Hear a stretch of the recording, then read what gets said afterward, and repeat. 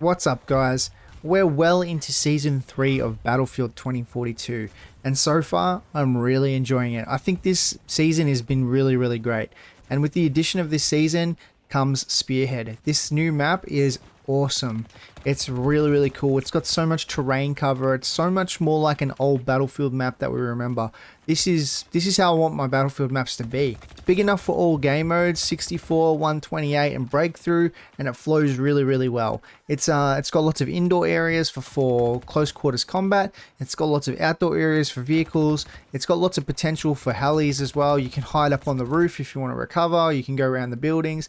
It's just a really well-designed map, and it looks great, feels great, and I can't wait to see what the next map they release is like, if it's anything like this one. As for Manifest, the rework map, I still reckon this map is pretty bad. It's just a little too flat in the main areas, like where all the containers are, and it really is just McKay's playground, McKay and Sundance. If you get up on a crane, you can just fly across the map, or if you're using the grapple hook, you just get up on a container and slay people. It's just not fun if you're taking objectives on breakthrough or especially 64 conquest. It's absolutely terrible. It's just not enough players on the map because it's so big. On 128, it's quite good actually. Up on the top objective on the top of the hill, B objectives, it's quite good. There's a lot of close quarters combat and a lot of fighting over the hill, a bit like the new orbital rework. I don't mind it on 128 because it fills out the map a little bit more with more players, more vehicles. It's actually not that bad on 128, but it's still not a great map. It's not better than any of the reworks that have come before it. So I'm a bit let down by the Manifest rework. I'm hoping for a bit more with Breakaway. Breakaway looks really good in the rework pictures we've gotten so far, but we won't know until we play it. We have a new specialist this season called Rashid Zain. He's a pretty interesting specialist. He falls under the Assault class, which later in the season we will be getting in classes back. So he'll be right there alongside McKay, Sundance and Dozer. And his abilities are XM370A, an airburst rifle. This is a pretty controversial one because a lot of people hated it when the airburst rifle was previously in other Battlefield games. But I feel like in this game it is kind of very situational. It's a lot more effective in breakthrough than it is in conquest because there's a lot more clumped up people. But you can counter it with Irish's ability to drop the trophy system.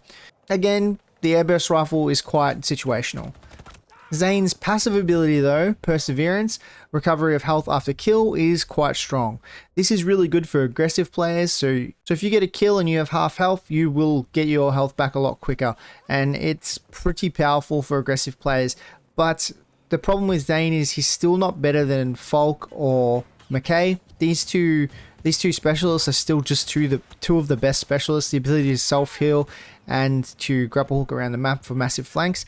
It's just so much stronger than any of the other specialists in the game. So he will not be a meta specialist, but he is quite good, and he's just going to be a lot harder to tier 1 than like those other specialists because you need 1600 kills and assists with the airburst rifle. So it can be quite difficult to tier 1. But I like him, he's not bad. Moving on to the new weapons, we have the new pistol NVK P125. The new pistol is an absolute slapper. It is a good replacement for your G57 if you've tier 1'd it. This also has a burst fire mode, and if you hit the head, all 3 bullets, it's basically a one-shot headshot that way. And in single fire mode, it is amazing as well. It just shoots as fast as you can click, and it hits pretty damn hard. You only get a 20 round extended mag extra, but it's very good. Like there's actually not a lot of attachments with any of the new weapons, but it's a very good sidearm, and I would definitely recommend running it if you've already tier 1 the G57. The Rorsch Mark IV railgun, very interesting and probably controversial. I think some people really like it and some people really don't like it. I quite like it. It's best used as a sniper, but it does have the ability to go burst and full auto. I've not encountered a single person using it in burst mode yet. Plenty of people use it in full auto, and if you can get the charge off and hit someone, you probably win a fight. It's very strong, but it's best used as a sniper once you unlock the 4 and 6 times sights. It's got no bullet drop, so you basically can just one-shot headshot people if you're insane at sniping. And if you aren't great at sniping, this is probably the best sniper to use because it is quite a quick charge, and you two-tap anywhere on the body and one-shot headshot every time, and you don't have to lead your shots, you don't have to count for bullet drop. It is very strong.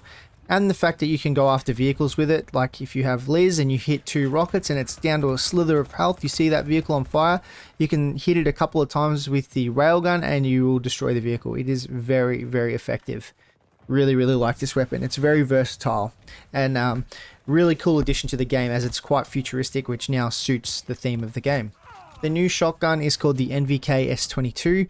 It's okay. It's not better than the 12M. It's not full auto, and it does shoot quite fast. You can, as fast as you can click, you can shoot it, but it's got a very slow reload. So it's 10 individually fed buckshot or slugs, whatever you're using, and there is buckshot, slugs, and flechette only available. It's got no extra muzzle attachments.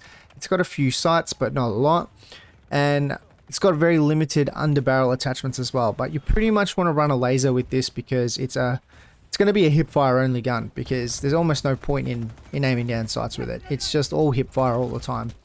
Some people absolutely destroy me with it. I've had some good runs with it, but overall I think it's a very mediocre gun. It's definitely not better than the original shotguns in the game, and the reload is slower than the GVT, which is also a shotgun. Throwing knives, very, very cool addition to the game. It's very weird to get used to not throwing a frag or a smoke or something. So usually you're going to look up to throw something. You don't usually like look directly at the person when you're going to throw something, but so it's a little bit different to get used to. But if you're very good at aiming and you like the throwing knives, it's going to be a lot of fun, because if you just aim for the body, it's like a one-shot headshot at close range every time, and a lot of the time you just hit him in the head when you go for the body anyway. So it's a pretty fun new addition to the game, and I think a lot of people are going to like it. I think a lot of people are going to hate it too, but I think it's fun. I'm happy that they're trying new things in the game. The new tank is called the EMK V90 Tor. This thing is crazy. If you like running helis, you will be scared of this tank. It is crazy as, like, it just absolutely beams vehicles out of the sky, no problem, and it's very strong against other ground vehicles as well. The only downside to the vehicle is you have to be very, very accurate if you're going for infantry at all. I wouldn't even bother, but you have to be careful of people running up on you, because there's only 2 seats in this vehicle. It's very easy as the infantry player to sneak up on a Tor and just C5 it, or land down on it on parachute, C5 it, or Liz rocket it. But it does move quite fast, and with the new vehicle changes like turret speeds and stuff, it is going to be a little harder to C5 it, but still a very powerful vehicle, and air vehicles should be scared. It is crazy against air vehicles. The new Vault weapons, at the start of the season we got the A91 and the XM8. Start with the A91. It's very mediocre. There's not a lot of attachments for it. There's no extended mag, just like all the other ones, all the other Vault weapons we've got before. There's not much to say. It's pretty strong, and if you're very accurate, it's quite good. There's not a lot of recoil, but you can't really take on big groups of people like you can with most of the all-out warfare base game weapons. On the other hand, the XM8 is a LMG that has 100 rounds, and you can take on lots of people with this weapon. The recoil goes straight up, you just got to pull it straight down, and it's not very severe. It's actually quite easy to control, and it's very strong. I think it's probably one of the best Vault weapons right now. Really, really enjoy it. Problem with the Vault weapons, again, no tier 1 skins, not many attachments. There's not a lot of love for these weapons, and not a lot of work has gone into them. So if you like your skins and you like working towards something, you're only getting a badge out of it. It's not very special. The other 3 very recent Vault weapons they added to the game were the M93R, which is it's almost a full auto pistol, but it's 3-round burst. It's just got an extremely fast fire rate, so it looks full auto when people use it.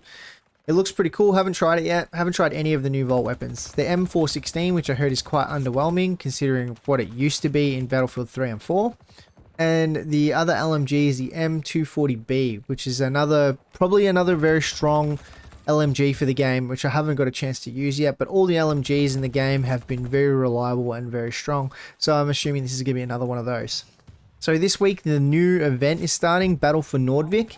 There's going to be 3 weeks of this new event. Each week's going to have a new game mode with varying amounts of players, and it's going to have new rewards for each season. It seems like they're actually listening, because Season 2 event was absolutely terrible.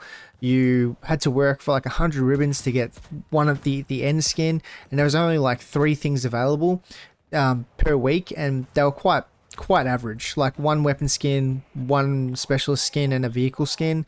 and it was just terrible. It was a very bad event. Tactical Conquest 8v8 and 16v16 was average at best, and the 8v8 one was terrible, I reckon. But this one looks a lot better. Each game mode seems like it's going to cater to like each playstyle a little bit more, and there's a lot more rewards to unlock and for a lot less work. I think it's only 30 ribbons per week to unlock all the specialist skins and stuff. So it looks pretty cool, and I'm very excited to try it, and I'm sure there'll be lots of content of it when it comes out. I plan on making some myself. My overall thoughts for the season is, so far it's been really, really good. Really looking forward to Breakaway, Rework, and whatever other vault weapons they release, because it gives us something else to do in the game. Either just unlocking them is fun, or like tier 1ing them, depending on how much time you have to play the game. But yeah, it's been really, really good. Spearhead's really, really good. Zane seems quite balanced. Unless you hate the airburst, then maybe not. The new weapons are pretty good for the most part, except the shotgun's a bit mediocre. The vault weapons they're getting better, but they're still very plain. There's not much to them. I wish they had more attachments. I wish they had a tier 1 skin. It would be so much better. So far the game has been really fun, and I'm really looking forward to the rest of this season and the next coming seasons. But tell me what you think. What do you guys think of the season so far? Are you enjoying it? Let me know in the comments below. If you liked the video, please leave a like, and if you want to help support my channel, please subscribe to help grow the channel.